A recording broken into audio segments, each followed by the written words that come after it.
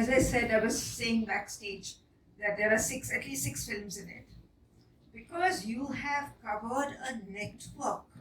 I mean, it's like a maze that you have spread out and you navigate it. Did you draw a map to make sure that you did not make any mistakes? Because there are timelines, there are names, there are clans, there are crossfires, there are people going from one side to the other. How did you do it?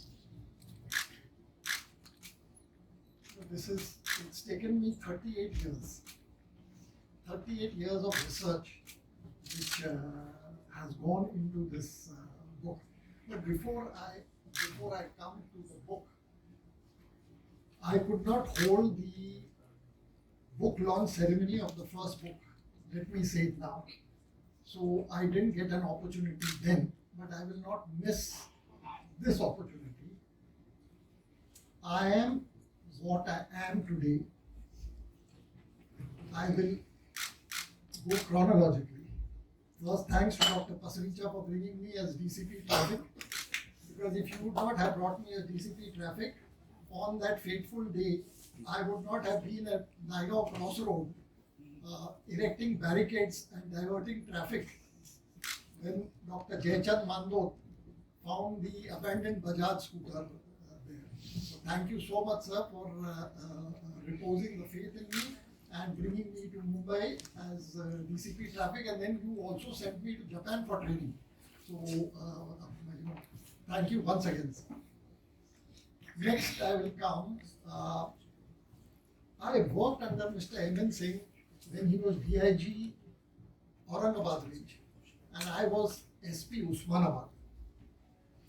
Now, apart from the basic crime which happened there, I did not really get an opportunity to showcase to him my love for crime detection and investigation.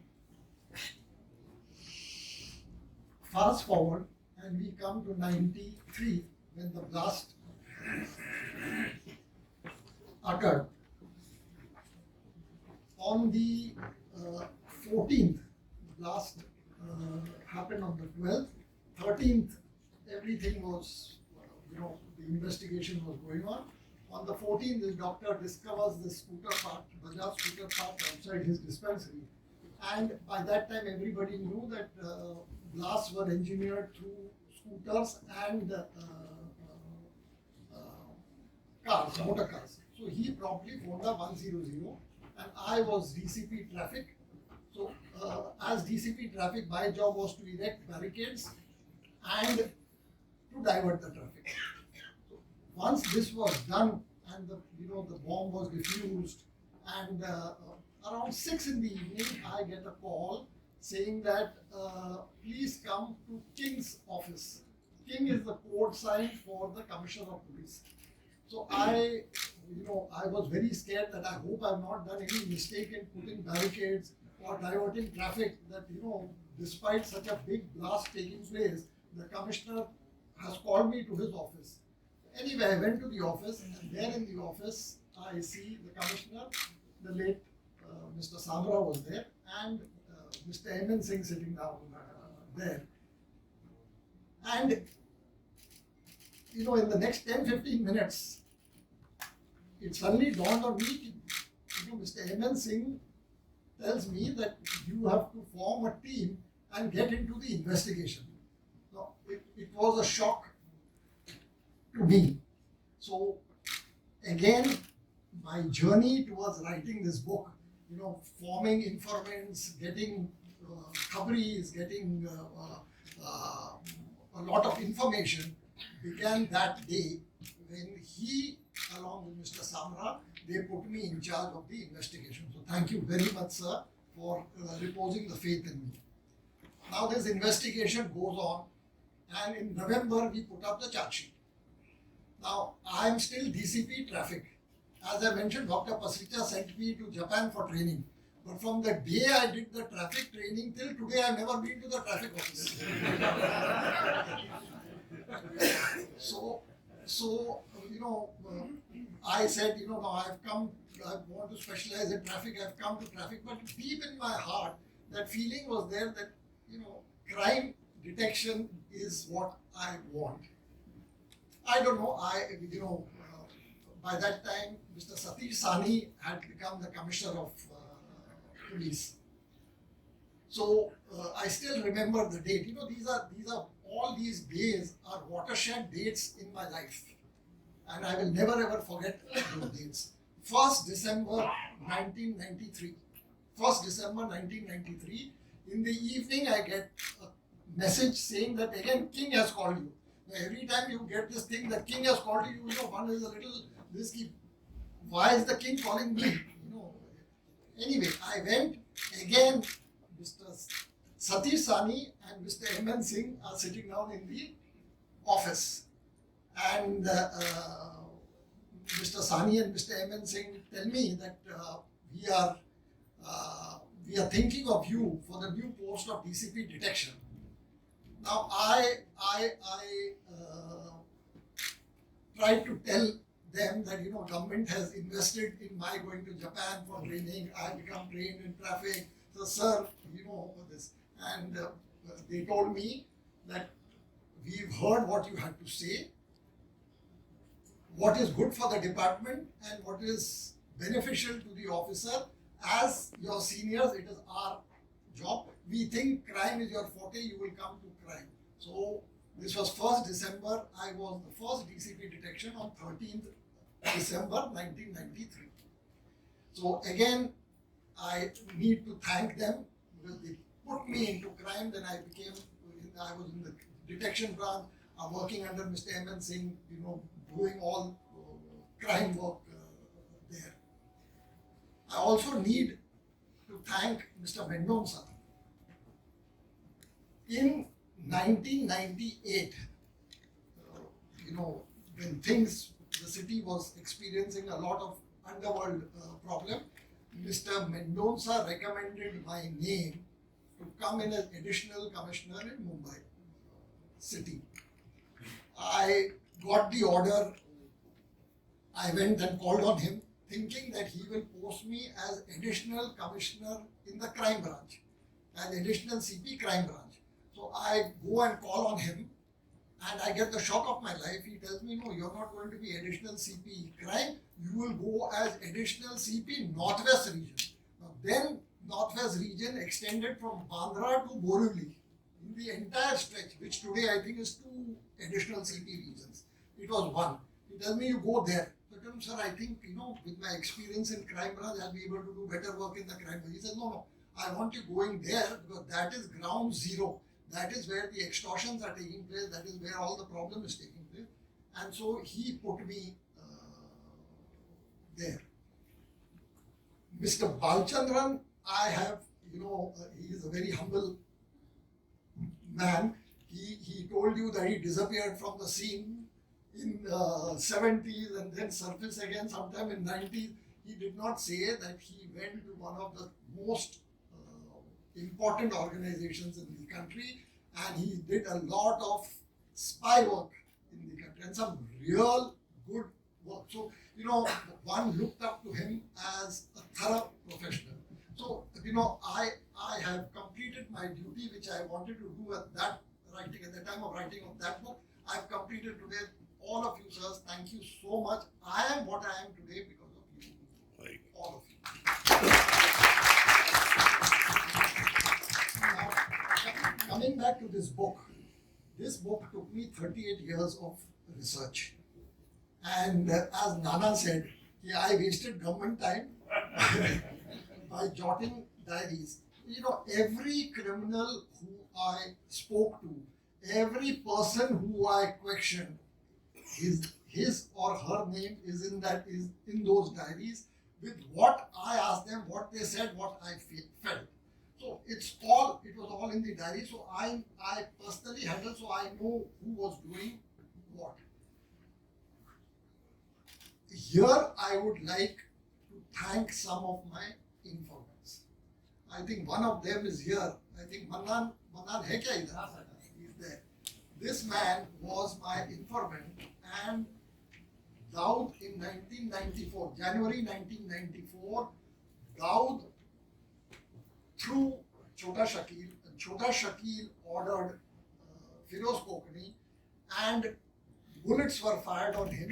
He took 2 bullets on his body, but survived to tell the tale. Now he has been. What is he, Manan, sir? You want to see?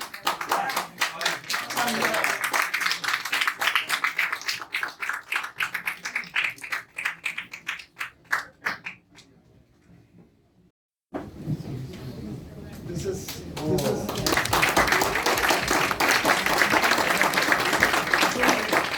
Mannan Sheikh.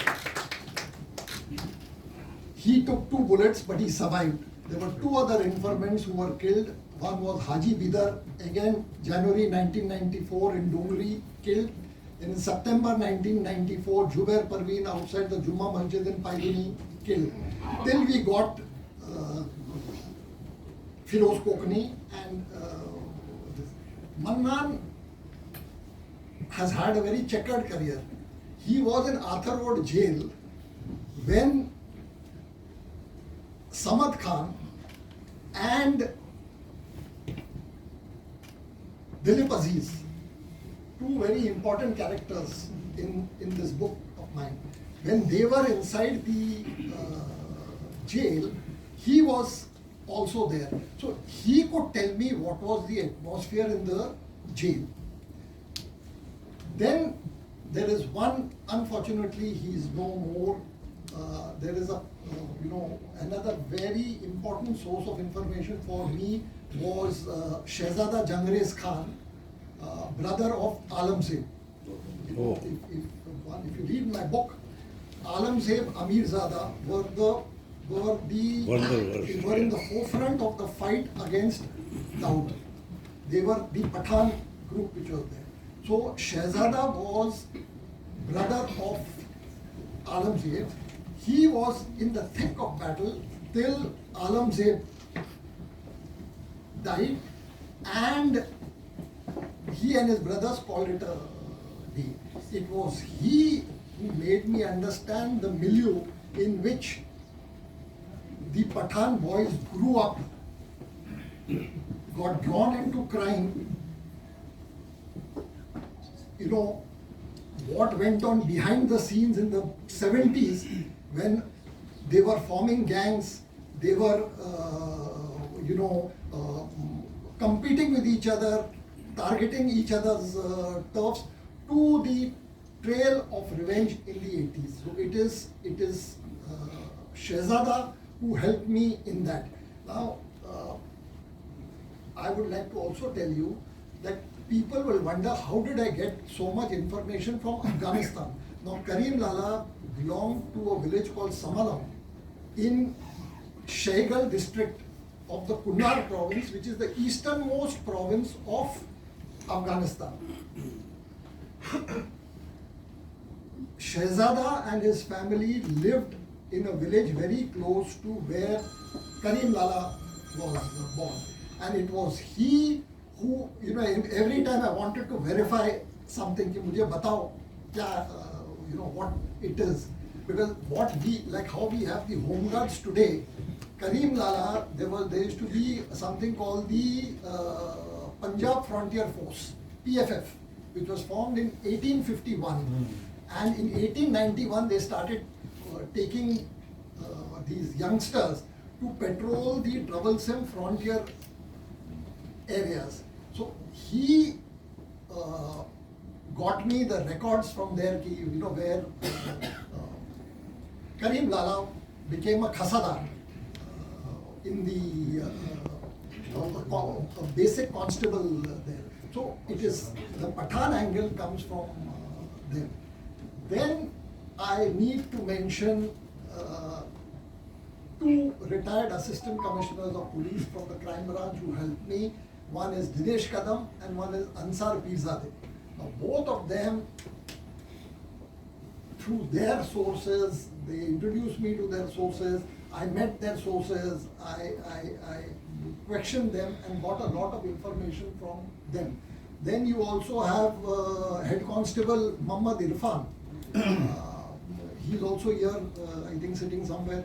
So Irfan helped me in Dongri because that is the area that he grew up in. So he helped me in that. So that is how I managed to navigate the maze, because the informants who were there, the officers who were there, and then I had, three very good research people. My wife, because I would dictate. I am the old school. Ma'am, it was one way of making sure you saw him. Saw him, yes. I would dictate to her and my sister Poonam, who is also a lawyer. I would dictate to them. Then there is another very close, like a sister to me. She's not here today because of some other problem at home. Kirti Samant Gupte. Kirti Samant Gupte is also a criminal advocate. So these three formed my team and helped me to do the research, put it on paper, type it. I would cancel it, correct it, again give them dictation, again they would. So thank you all three of you for being there with me. So this is how the book was. I can say with some confidence that behind every successful writer there are three women. No, but Mr. Bhatt, Mahesh Bhatt said it very correctly, that you bring characters to life. I mean, this is a huge, huge populace in here of people of various kinds, various, mindsets, but you bring them to life. And one of the people who really touched me was the way you wrote about Ibrahim Havildar. He seems to be, a very pivotal character in the book. Do you want to talk about that? In this book, Ibrahim Havildar is actually Ibrahim Kaskar, Daud Ibrahim's father. He was a constable. He joined the police force as a constable in the early 50s, and he was posted in one of four brothers. They come from Ratnagiri. They come here, and he becomes a constable here. Now, during that time, he has a very unique role, because Dongri is very, very important when it comes to crime in Mumbai city. Any crime which happens anywhere in Mumbai city, some connection is there to Dongri. So the senior inspector at the police station, or the assistant commissioner, or the deputy commissioner, they find that you need some constable who knows. Now, Ibrahim Kaskar grew up in Dongri. So most of his friends were in the underworld. Were in the underworld. So the underworld guys knew that because of Ibrahim Kaskar, they could reach the police department. The police department senior officers knew that through Ibrahim Kaskar they could reach the underworld. So if there was a kidnapping which took place, all that the senior guy had to do was tell Ibrahim Kaskar, go there and tell them that we want this case detected. And Ibrahim Kaskar would go and prohibition was a big thing at that time. And during that time in the crime branch, there was a separate branch for prohibition. So Ibrahim Kaskar played a big role. People like Bashu Dada, Bashu Pelwan and others, he used to give them timely alerts for payment of money. So he would take care of the police department for them. So it was, you scratch my back, I scratch yours, and that's how this whole thing took place. So Ibrahim played a very important role. Later on, when Daud and his brother started growing up, the police department, this thing of encounters and other thing was not there, existing during that time. So the police at that time felt that they could use Daud and his group to neutralize the rival Pathans, because the Pathans, their depredations were crossing the limits. So the police felt that they could use Ibrahim Kaskar's son, because they could control Ibrahim Kaskar. Through Ibrahim Kaskar, they could control his sons. So they turned a blind eye to their activities, the Kaskar brothers' activities, so that they would neutralize the Pathan gang. But then, over a period of time, these guys became Frankensteins, and they became man-eaters in the pond where they were sent to take care of the small fish. In where you talk about the last days of Ibrahim Constable and how he wants to come back to India. See, unlike Daud and the later on gangsters who thought of running away from India and settling outside, the Pathans never thought of that. Karim Lala never felt that he should run away from Mumbai. The Pathans never felt that they should run away from here. Varda ran from here. I mentioned it in my book. After Mr. Ribeiro and Mr. Y.C. Pawar systematically chipped away at their empire, he ran from here and he went to Chennai. But the Pathans, Karim Lala never did that till the day he died on 18 February 2002, when he died. From the day he came here in 1936, when he came here in 1936 till 18 February 2002, he never left. Whereas Daud and people all ran. So when he went to Dubai, Daud had already run away to Dubai. So Daud called him to Dubai. So he went to Dubai, and Daud had another henchman called Khalid Pelwan. So Khalid Pelwan, now Ibrahim Kaskar knew that he was not keeping too well. So he realized that I am not well. If anything happens to me, my son will be left all alone. All the Pathans, everybody will gang up against him. So he pleads with Khalid Pelwan that you need to take care of my son. Like how I am treating you like my son, I am giving my son's hand. He took Daud's hand and he put it in Khalid Pelwan's hand and said, you will take care of him. Then he told, he said all that, and when everything was said and done, Ibrahim Kaskar said, I want to go back to Bombay. I am saying Bombay because that time it was Bombay, it was not Mumbai. He said, I want to go back to Bombay. So Daud told him, why are you going back? You be here, everything, all the comforts. And he said, no, I want to go back. I want to die in Bombay. So he comes back. That is what I think. It's a very beautiful scene, yes. I was very intrigued by the dialogues you have used. There are times where you are actually quoting entire dialogues that these people speak about. Isko marna hai, isko ye karna hai. What are those? I mean, are they from your diary or are those creation? When these informants, when people like this, Mannan and others who were there at that time, who were present at that time, what exactly transpired, that is what they told me. So I have tried to use that. Now, the three ladies in my life, we had a big dispute on this issue. If you see my book, wherever the abusive languages, I have written XX. Yeah. So, they were of the opinion that I should use exactly the same bad words. My God.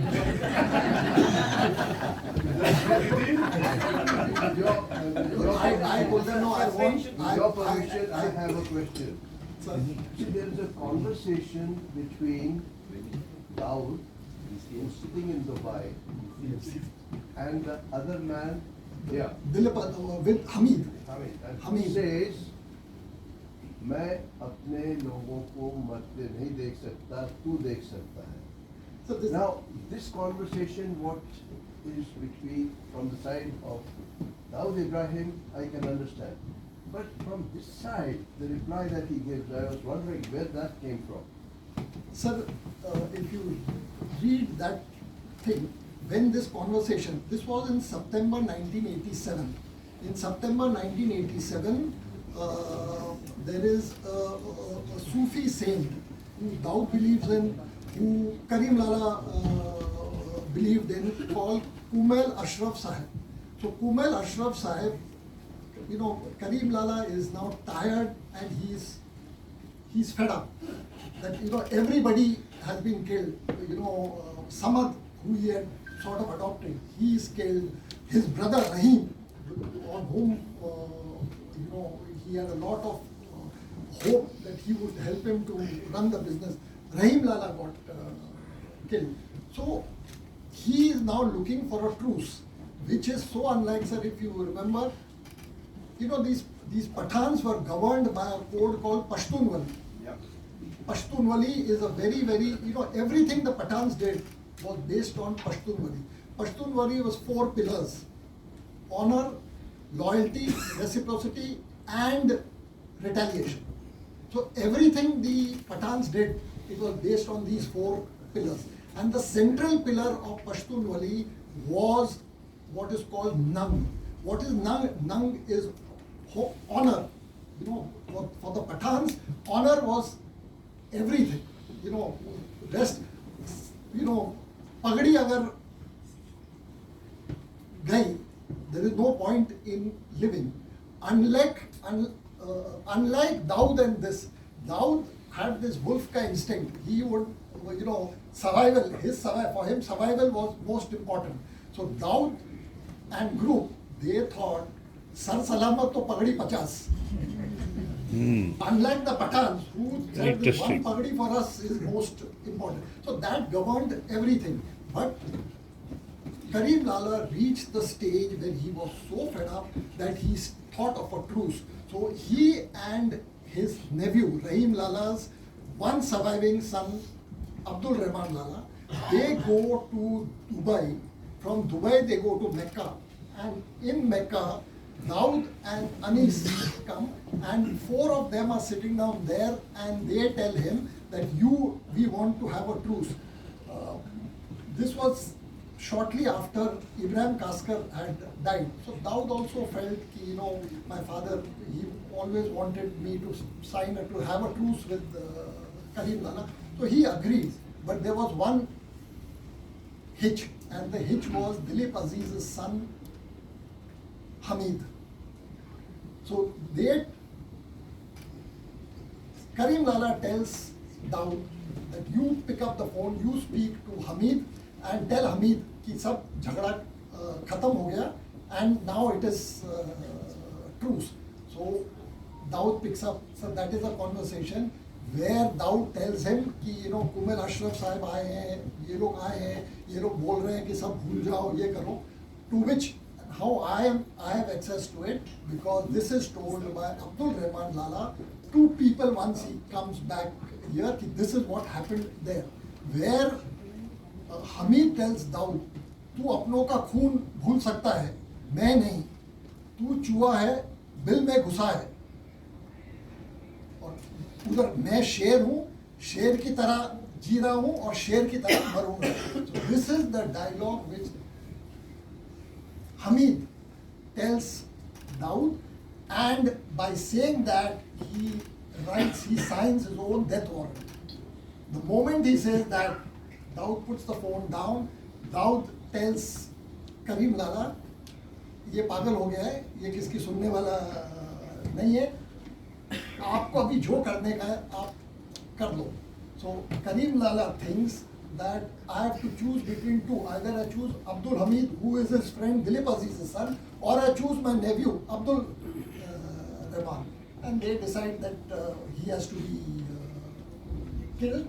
And so on 21st July 1988, at Fun and Fair restaurant opposite Navjeevan Society, Hamid is shot dead. So that is the dialogue. So that's how I came to know. You know, your scenes, some of your scenes when you're planning these murders or you're planning retaliation, revenge, are very, very dramatic. There was one about how they tried to kill Yusuf Patel and how he escapes, or there's one about Bhatt's, you know, the capture of Bharata. Would you want to just talk briefly? You know, all of us think that this gangland shooting is a very simple thing. You just go and you shoot. It's not like that. There's a lot of planning which they do in that. Now, in the attempt on Yusuf Patel's life,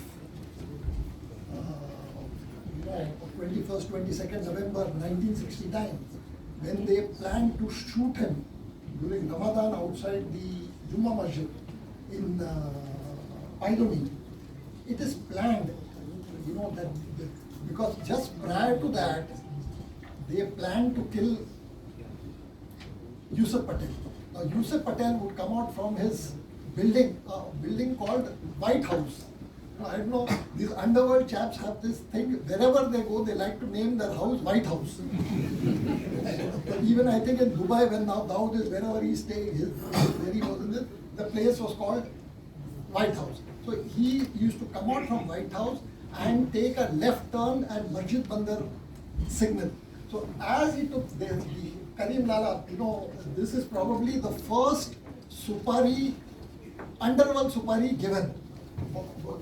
given by Haji Mastan to kill Yusuf Patel. Haji Mastan is in Arthur Road jail when he gives this supari. He tells his friend Aziz Honda, you go and meet Karim Lala and tell Karim Lala I want Yusuf Patel killed. Karim Lala agrees to do the killing, and what is the supari?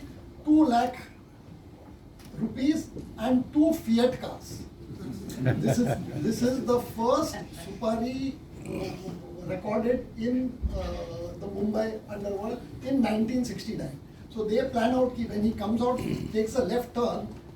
They had this truck fellow who was at that junction. So as soon as the car took the left turn, this fellow brings the truck and he rams into the car, and that occupant of the car dies. But it is not Yusuf Patel because he rammed the wrong car. So then they say, no, it can't be done like this. Now we have to go and we have to fire on him. So they get that 2 Pathans, to go and kill Yusuf Patel. And that's how the firing on Yusuf Patel takes place. Yusuf Patel fortunately survives, but his bodyguard Shamuddin gets killed. So this is one. But if you read the book, the killing of Samad Khan, how they planned the killing of Samad Khan. Can you imagine in 1984, when there were no mobile phones, people used to use landline. This Dawood at that time, used to get these telephone linemen. I think many of you were not born during that time, but at least when we were growing up, used to have the linemen climbing the pole and adjusting the wires on top. So this fellow had put out the lineman, and he heard the conversation where Samad is telling his the girl in Indore who he is engaged to that he was coming to meet her. So he plans it out, and they go and park the tempo. They are dressed up as Mathadis. They take out the wheel to show that it is under repair. And Samad Khan, because Samad Khan always used to wear a bulletproof jacket and carry a machine gun with him. But since he was going to the airport early in the morning for a 6 o'clock morning flight, they knew that he could not enter the airport with the bulletproof jacket and with the gun. So that is the only time they will get. So that's that chapter in that book. The title is Tang Ahmad to Jang Ahmad. Tang Ahmad to Jang Ahmad is a Persian phrase, very, very common amongst the underworld. What does it mean? When your back is to the wall, Tang ho gayo, so junk is the only solution. Then you lash out. Dawood tells his people, this is the one and only chance we will get to finish Samad. And he plans out this thing, and these fellows go, they park the tempo outside where Shilpa Zaveri, his girlfriend, and he meet in Sikkanagar. And in the morning when he comes down, as soon as he comes down from the lift, Dawood knows that he's not wearing his bulletproof jacket, he's not carrying his weaponry. The people jump out from the tempo and they kill him. But for me, in the book, the most exciting killing was Majid's killing. Now, Dilip Aziz's son Hamid, he and Majid, the 2 brothers, are the biggest thorns. There's a fight now going on. Dawood is on the sideline. He is watching the fight between the Aziz brothers and the Pathans, because the Pathans.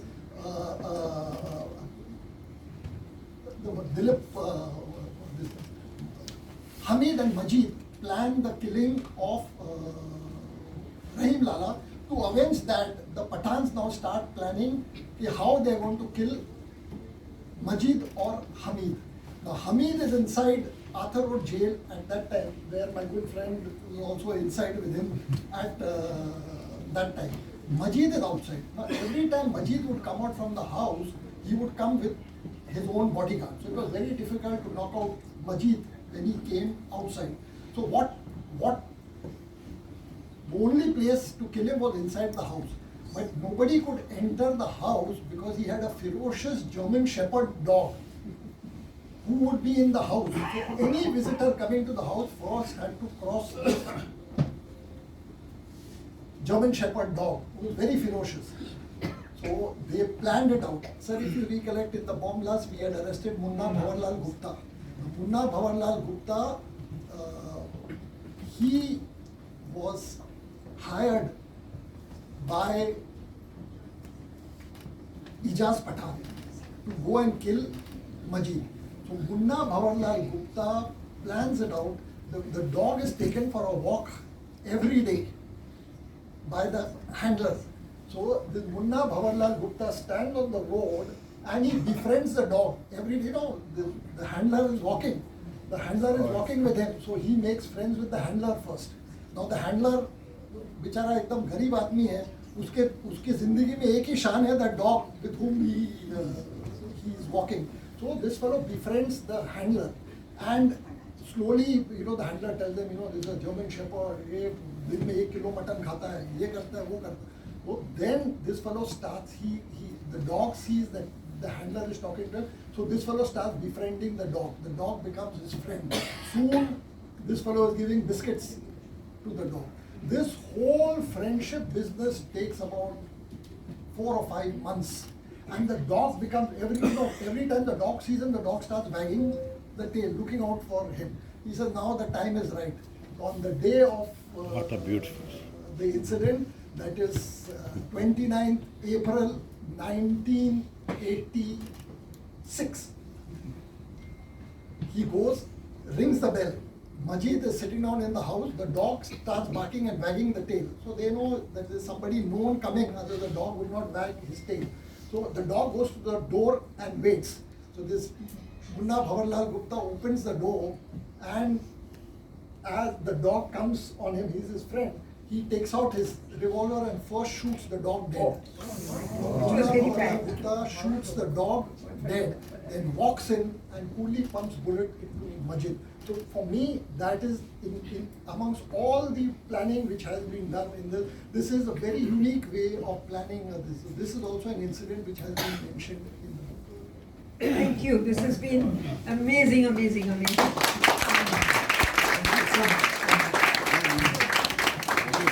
Thank you all of you for coming.